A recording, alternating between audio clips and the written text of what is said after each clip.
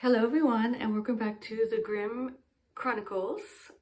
I am not sure what number it is.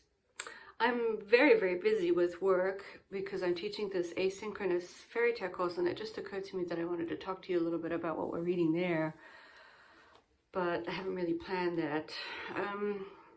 Well, I can just tell you anyway, but I haven't really planned a lecture for you guys, a mini lecture, but we're finishing up with the first kind of rubric, which was all about beastly bridegrooms.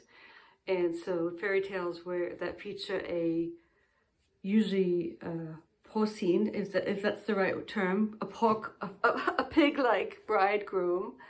There were two of those from the older times, and then we read an article about them that I think I liked the comments on the article, an academic article. And so that's sort of new for these undergraduates to be reading that, but that's okay, they did quite well. And then now we've just finished reading, they read and commented on Beauty and the Beast by Beaumont, Jean-Marie Le Prince de Beaumont, I think, is the version that we're reading. There is a much longer version by someone, I forget her name, that's a very long, it's like hundreds of pages, and this is the shorter version and sort of the quintessential Beauty and the Beast version from 1756, I want to say. Kind of like already going towards, fairy tales that young women should read to be instilled with what a young woman should exhibit, which is, innate, beautiful kindness and all of that good stuff. So it's sort of more didactic than the earlier ones. The earlier ones were sort of inadvertently funny and perhaps even a little bawdy, which means they didn't go over that well with the students. They all love Beauty and the Beast. Most of them said it was, and a lot of them connected still to the Disney movie, which features Belle and Stupid Gaston. I'm not a fan of it. I mean, I don't mind the songs and the cups and the sauces, but yeah, I have, I'm not a big Disney lover. I've learned to appreciate Little Mermaid, the movie, and I don't think the movies are completely bad. They're actually quite well done sometimes. But in general, I'm not a big Disney advocate of the Disney movies. Anyway, and so that's where we're at, and we're going to move on into Watery Women. So mermaids, and a German fairy tale called Undine, about a river sprite, a sort of a literary romantic fairy tale, so different from a regular fairy tale. But the first thing they're reading is Hans Christian Andersen, Little Mermaid. So let me know if you know about it.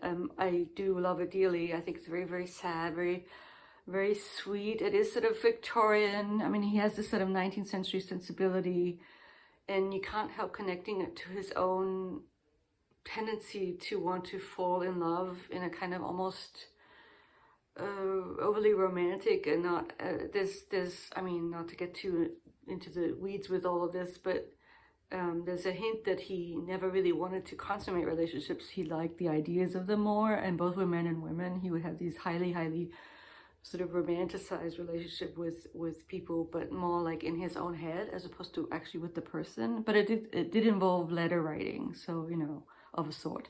And we can't help but think of Little Mermaid as a kind of, he's putting some of his own thoughts into this story. Today, I wanted to talk a little bit about my weekly reading, which is still going along. It's still the same two books. So Trollope is going well. I haven't been able to read that much, but I still like what I'm reading. I'm reading about how this terrible person, Crosby, is getting ensnared in being engaged to two women. And Trollope is so good at like setting it all up, and you see how this cad of a person, this idiot, or he deludes himself, and he's just really good at, and I don't know, I think I've seen him do it more with male characters, to how they delude themselves and get into really stupid situations because they're kind of weaker inclinations towards wanting to be seen as successful or wanting to be with the in crowd. All this sort of superficial stuff lures them into making really bad decisions, like stupid decisions, like morally, bad and wrong decisions, and it does kind of cast a light on them as people, which is, I'm sure that's what he's doing. I remember in the other book, the previous one, with the guy who I think was already married and he'd gotten into debt or money troubles. There was, I forget the names of the people, but there's this sort of, and I haven't really seen him do it in quite the same way with the women characters, which is sort of, yeah. Anyway, and Palliser has made an appearance. I'm intrigued by this character called Palliser. Oh, I'm being called to dinner. Oh no, what am I gonna do? I did have one other thing I wanted to talk to you about. Maybe I'll do a to be continued, and I'll talk to you guys later. Bye. I might be back. Hey, just to continue with my wrap up, which I think ended with me talking about Trollope a little bit and how I was enjoying Trollope. And then, so a little bit now about Copperfield. I'm actually I mean, considering how long it is, I only have a couple of hours left, and it was quite long, so I'm listening to it. Very good reading by Simon Vance. And it's a canonical work of literature that I think, I mean, it has such a vast cast of memorable characters. As I've already pointed out, I think Dickens is very good at the sort of humorous, the grotesque. I'm still kind of processing the Dora story, which hasn't completely ended yet, but I think it's almost at the end.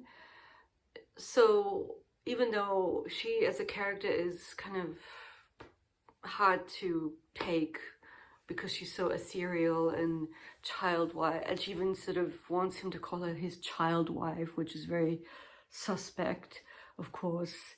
And but for example, when they get married, and just he does almost sell me on the fact that he does love this hard to take person. And I think it's supposed to say something about David. I mean, for sure, his blind spots and his inability to see, but it's almost part of his Bildung, his development, is that he has to kind of see this through and slowly realize that the infatuation or the first person you kind of think you love may not be the best person to get married to, and stuff like that. So it's part of his development in a way. It's actually not completely, I think it's kind of well thought out, even though I still think the character is very hard to take, the Dora character.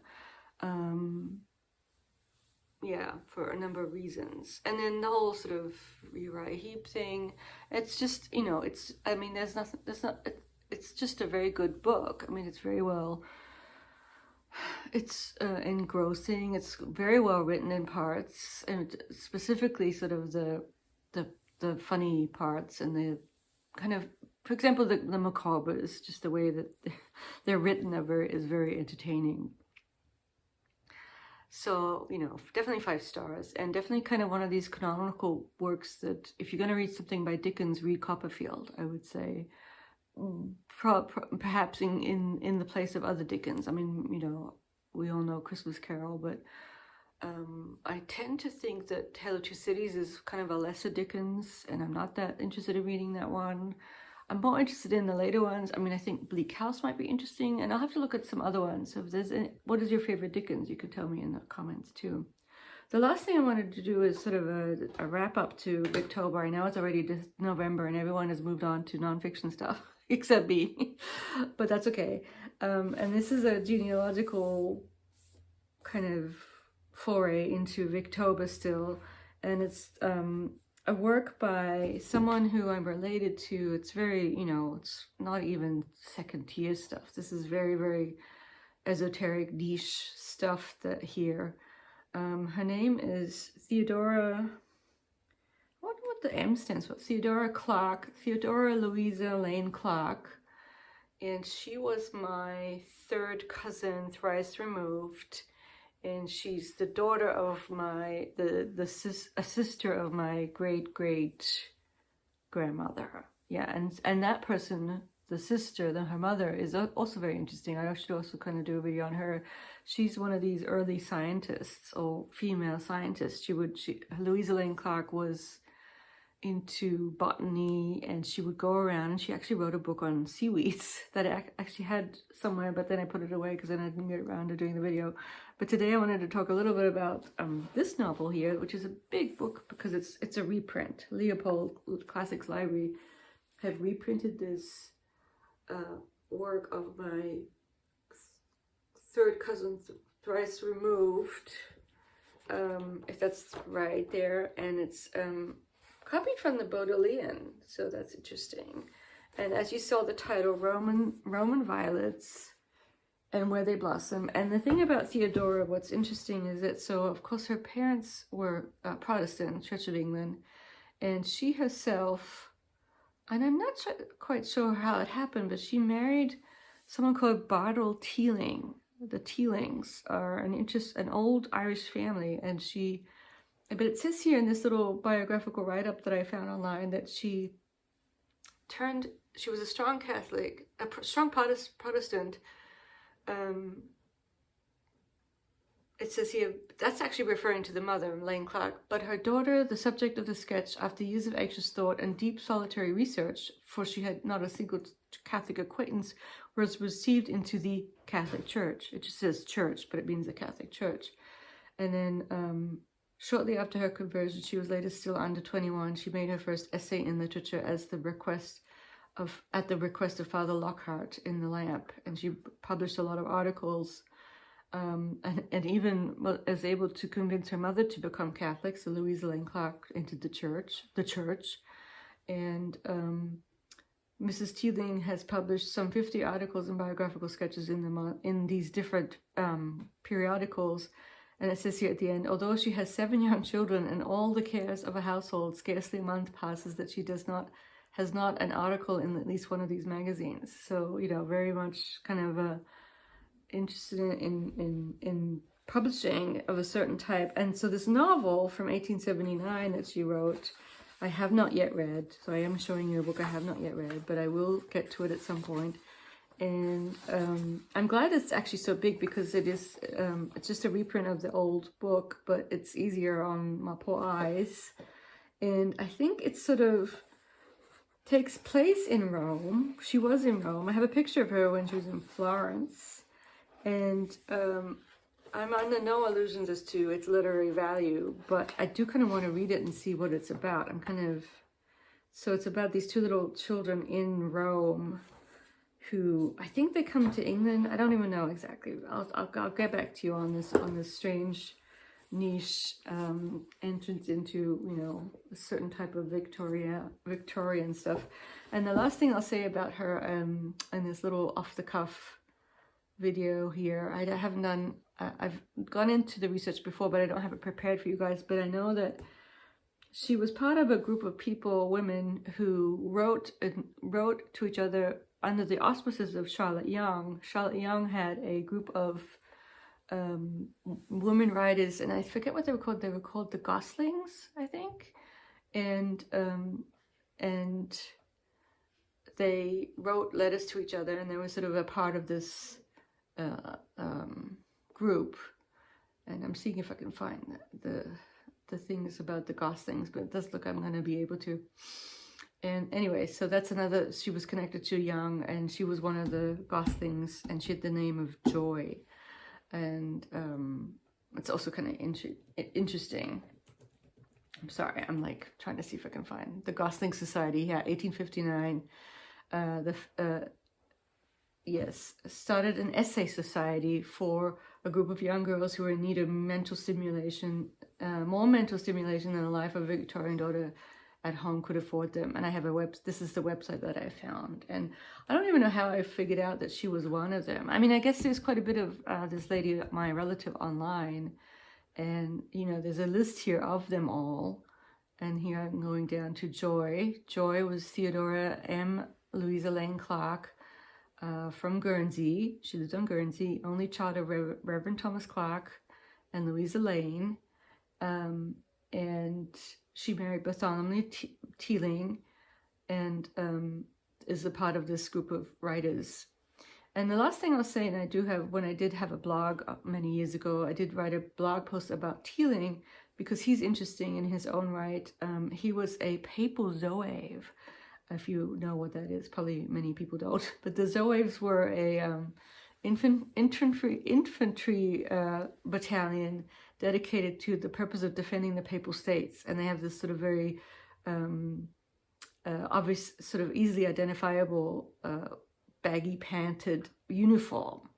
And so he became a Papal Zoev, and it says here he was also appointed Papal Chamberlain, which I'm not sure what that is about, but obviously one of these super Catholic, wanting to be a part of the defending the faith to the point of becoming a Papal Zoev. And I think he's actually buried in Vatican City, or if not Rome. So yeah, all these interesting connections. I will end it here because with this chunk and the other chunk, we have a whole video, and I will talk to you very soon. Sorry for all the off-the-cuff stuff, but that's just what you're going to get for this week. Hope everyone is doing well, and I will talk to you next week. Bye-bye.